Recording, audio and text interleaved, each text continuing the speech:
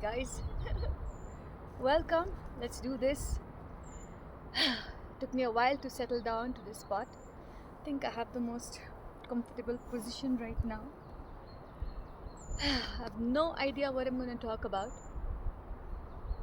So let's do this. Luckily, I have my box of chits and this time a new deck of tarot cards. It's Archangel Oracle Cards by Doreen Virtue. So let's do chits first for fun. Let's see, I'm gonna dig deep. And we have a winner. Quantum relationships. So, quantum relationships is a topic I wrote down because I've created a group on Orion called Quantum Relationships. And for me, it was just basically defining the idea of how relationships evolved based on our focus, our frequency, more our frequency, I've kind of shifted my line on frequency from focus to frequency. Not even focusing on a frequency, but just the frequency. So anyway, what is your frequency is, the answer to the question, who are you? Who are you in any now is your frequency. And I've observed that when I ask that question to myself, let's say not directly, but when I consider this question, the answer can vary. Every time it can be different. So I'm relaxed about that now. So who am I? I'm something and nothing and somebody and nobody and everybody.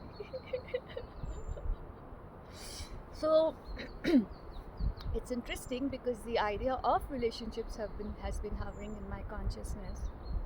I was listening to some interview recently on Alex Ferrari's podcast about Dr. John Mendicini, something like this. And he was talking about the idea of that at any point of time, if we really even say that, oh, I'm such a mess, but there may be some areas of life that we are really disciplined and good at, no matter what. And then something about the idea of what we prioritize in our life in terms of how much time, energy, effort, or actions that we put into any kind of idea, work, project, person, people, things, shows us what we are, our nature in general, or something on those lines. And so when I considered that question for some of my loved ones around me, and I was able to observe what are the things that they are talking about most, what are the actions they are taking most, based on their words and their actions, I can see what are their priorities that makes them essentially, let's say, what they are in that now. I mean, I've seen it evolve and change. And so then when I directed that question to me, that what is my priority and what is most important to me, and it turned out that it was the connections that I have in this life, the relationships, the people, the beings in my life, and my connection with them is most important. So my loved ones, which includes my partner, my friends.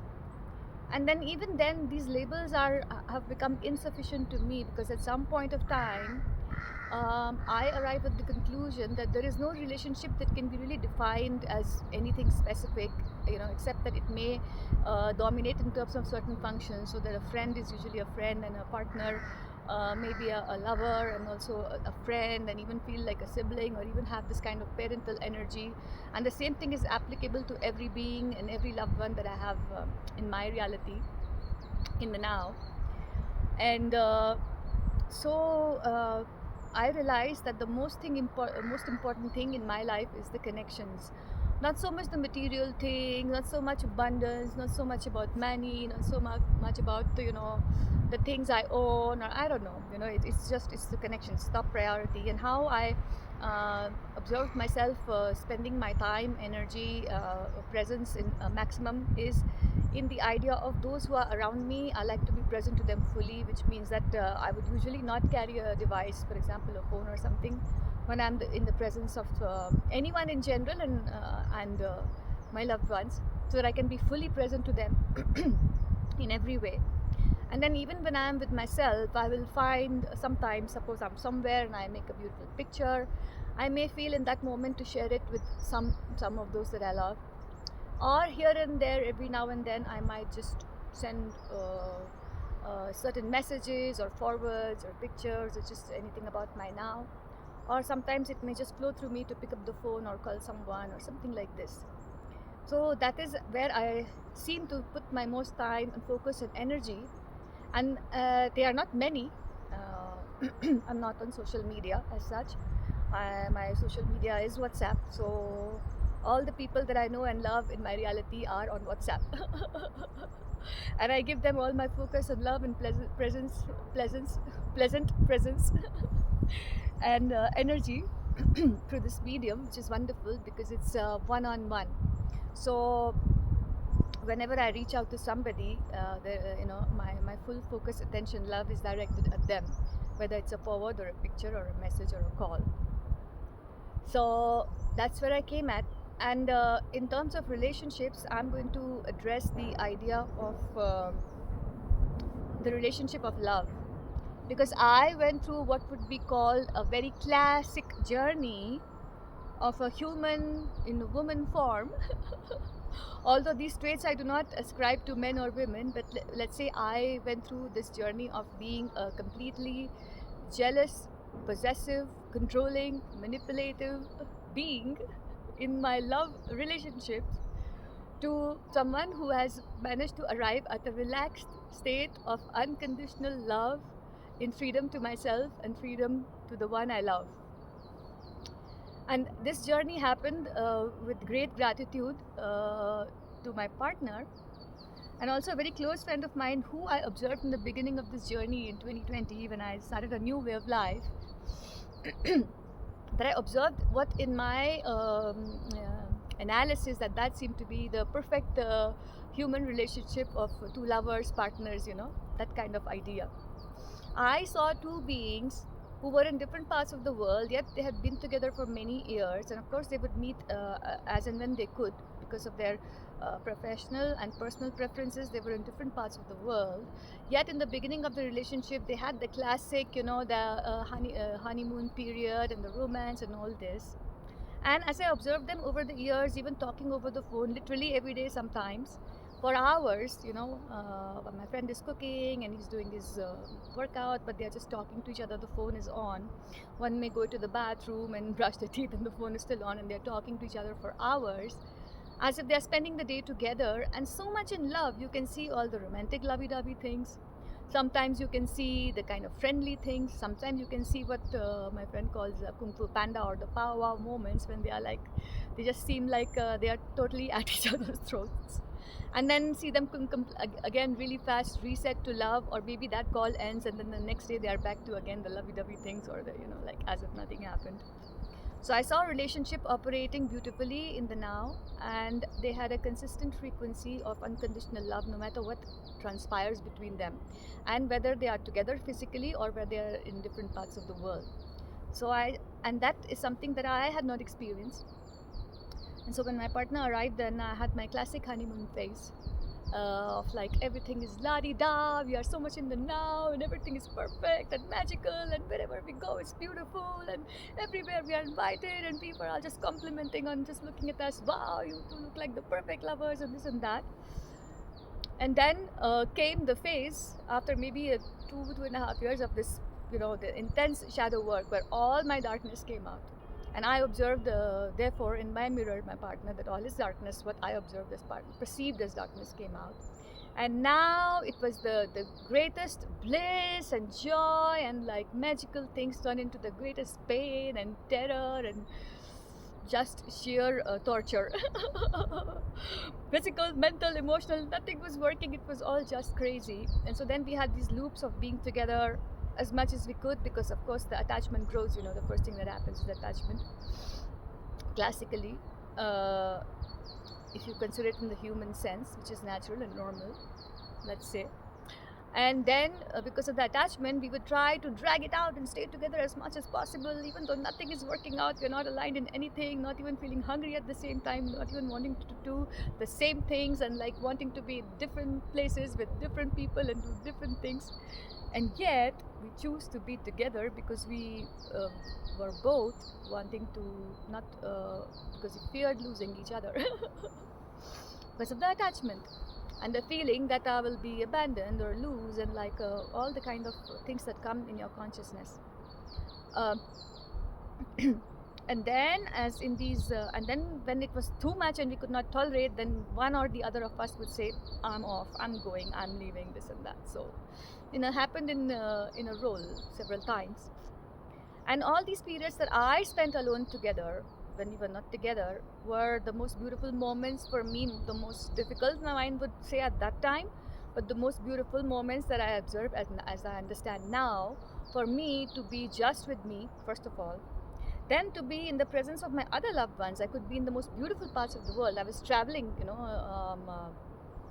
to different countries, exploring different beautiful places, meeting new people, making wonderful soul tribe connections, meeting my own, my own peeps, the one I love so much.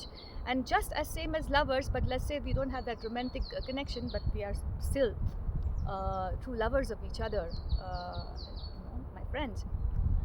Yet I would observe that I could be in these beautiful places, even in the middle of mind-blowing parties and ceremonies and breathtaking nature with my loved ones, or alone, and be completely heartbroken and nothing is working and I'm not enjoying anything just because my partner is not there, the love of my life is not there. So that kind of thing. And to get into the practice of learning to be in my now and allow myself to love everything that is around me and equalize my love. This was kind of my mission. I am going to equalize my love. I'm going to be so in love with everything and everyone in my reality that no one is above the other. The pedestal that we can put our partner or lover in, that is something like, okay, the partner first, or it can be anything. It can be your cat or dog, any other relationship, even money or your business. Sometimes something that we love so much, or let's say we have the highest priority and focus on, can be on the pedestal and everything else is just a bit below that. So when that is not working, nothing else is working. You want that particular thing to work, that person to be there, or that business to be a success, or that amount of money to be there, then everything is joyful. Otherwise, no, it's not working.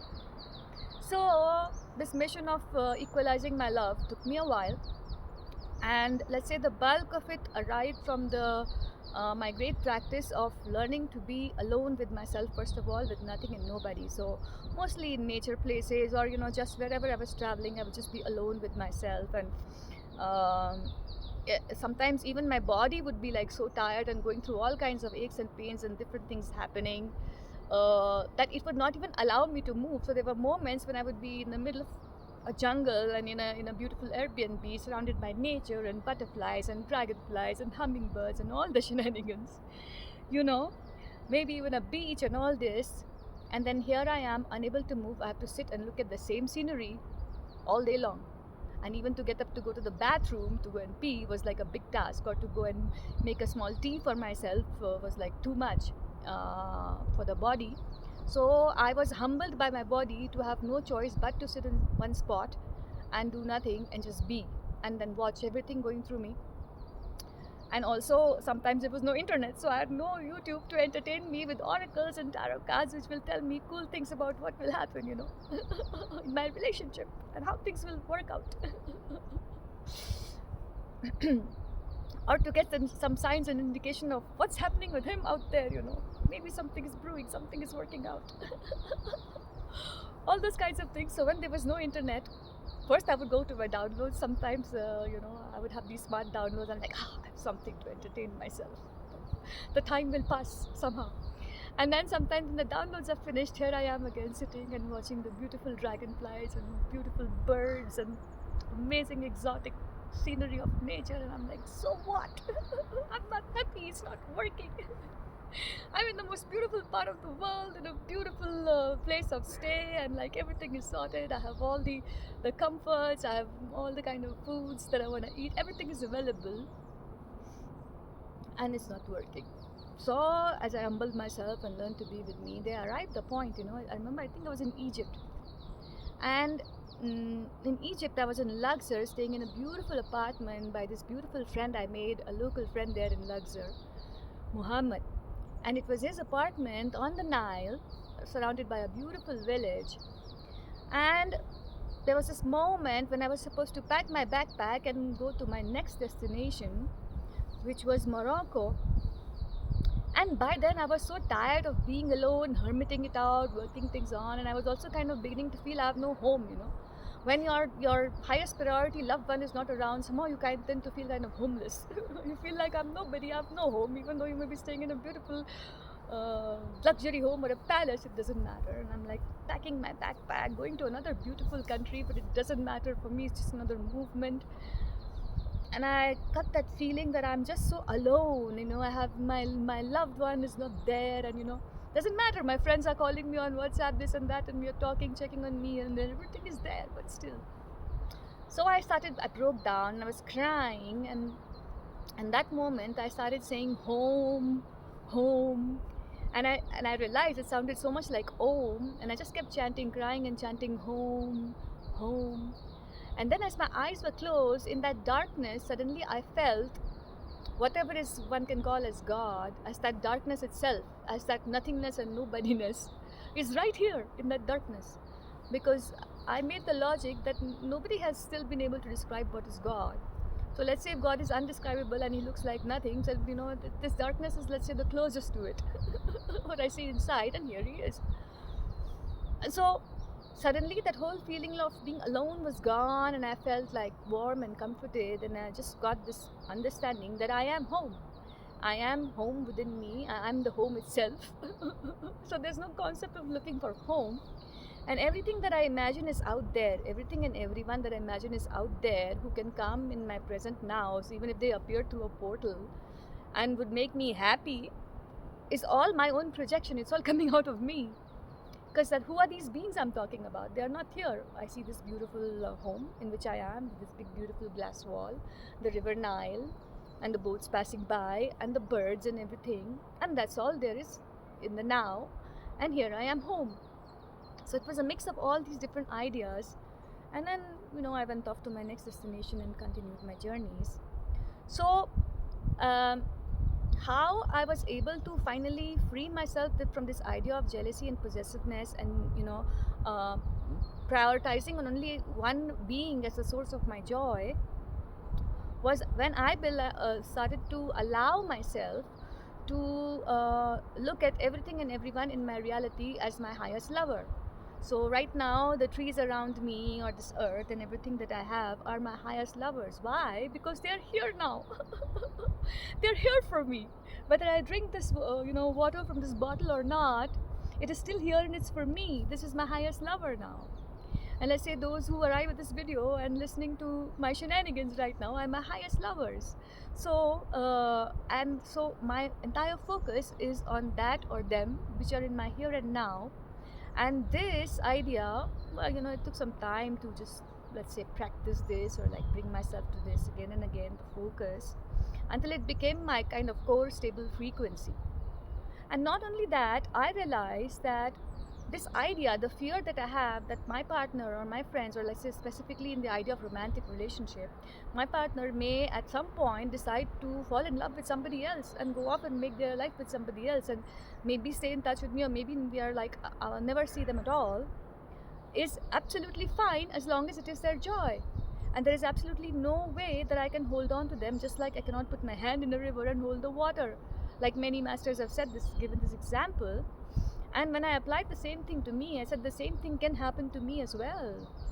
And I observed there were moments where I was approached by certain beings in the idea of romance, and I did see myself get swayed, although I did not go in for anything, too much. But I saw that yes, this is possible for me also, and this was kind of the,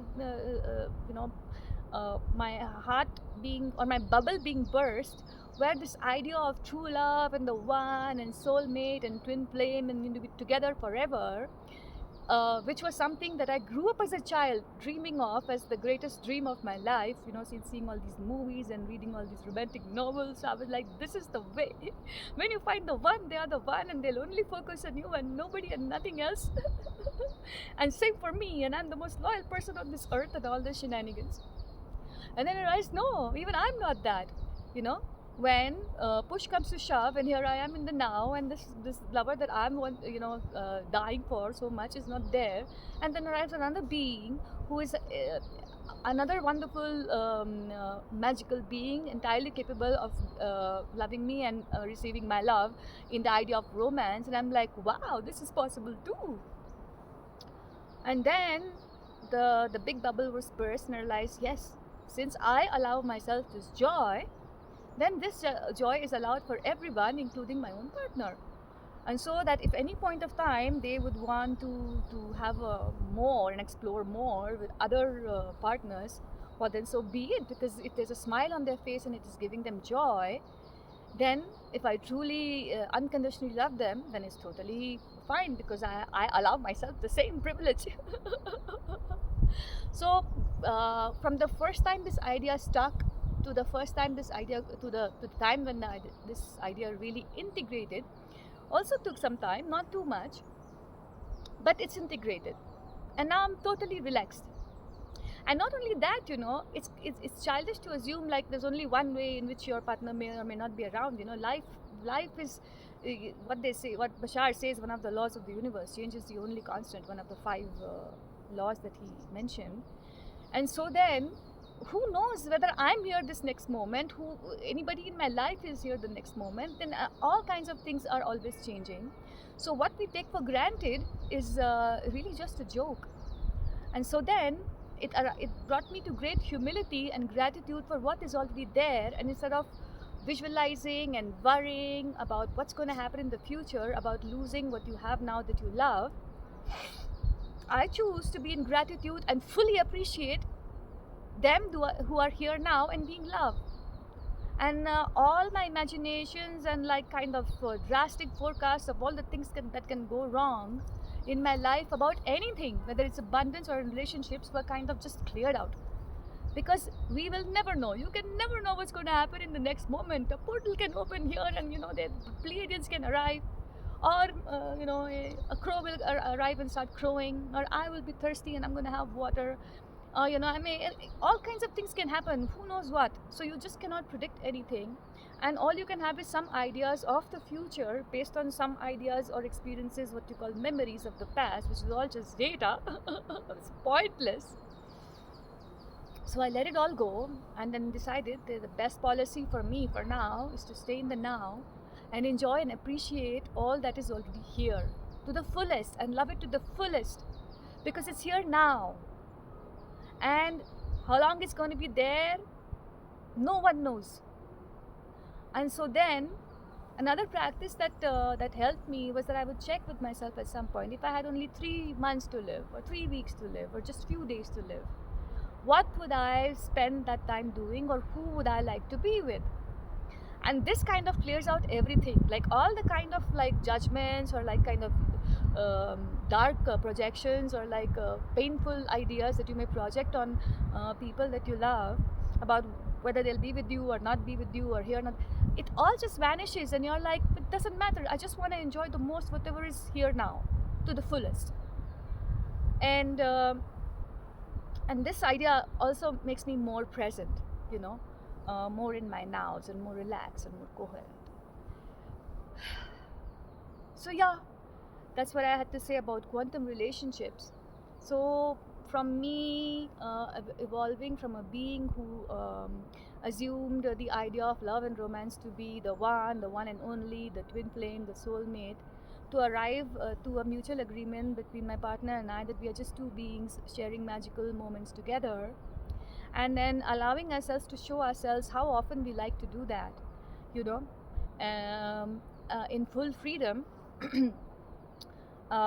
is now making me see the true nature of that relationship. And and now this really proves that thing of, when you love something or someone, or you just let it go, And if they come back, then they're meant to be, and they may come back again and again and over in loops, But this makes the parting very relaxed, because every time that you're together, you will spend every moment like it's the most precious moment, and every time you part, you will already be in joy of when you're going to be together next. And yet, when you are not together, you will be so much present in your nows, grateful for whoever or whatever is present in your now, that you will not be thinking about them, to call them or to receive a call, and when we will get back together. You may have some ideas, some general ideas, but then they are just like clouds passing, and you are always in your now. So that's very helpful and very relaxed. And you can fully enjoy everything. So then even when the call comes, you are like fully excited, but you were never expecting it. And when the call is done, you're back in your nows with whoever is you are surrounded by, or even just with yourself, and completely at home with yourself, and completely feeling whole and not missing anything, and not waiting for anything, or not wanting anything more than what is here and now. So you reset, like the dogs do it. They are able to be with you in full love and joy, and then flappity flap, and then reset. All right, and now I'm going to pull out a card from this beautiful oracle deck just for fun. Let's see what happens. So, all right, these cards are all. Yeah, this time I'm going to shuffle this. So 1, 2, 3, 4, 5, 6, 7, just for fun. And comes this. Woo! All right, the card says nurture. Have a look. Nurture. So let's read. Archangel Gabriel. As you nurture a child, you nurture your own inner child. Both activities are important for you right now. So, all right, I guess it's about nurturing, right? Being in a state of full appreciation and gratitude with whoever and whatever is in your now, and with full presence and joy and love, is what I would see nurturing as. And I now allow myself to nurture myself fully. And when I say myself, I mean everything in my nows. So whether it's this beautiful dog being here with me, giving me company here, whether it's that crow who just arrived and is pecking at the pine, or those of you who are present here to talk to you from my heart, unfiltered, raw, whatever is flowing, without thinking, without calculating, without wondering how much I'm going to speak and like what am I going to say next and all that. So yeah, I guess this card is aligned too. Nothing more to figure out. So yes, that was my session for today, for now, and I will be back soon whenever I'm back. All right, guys, so much love. Mwah.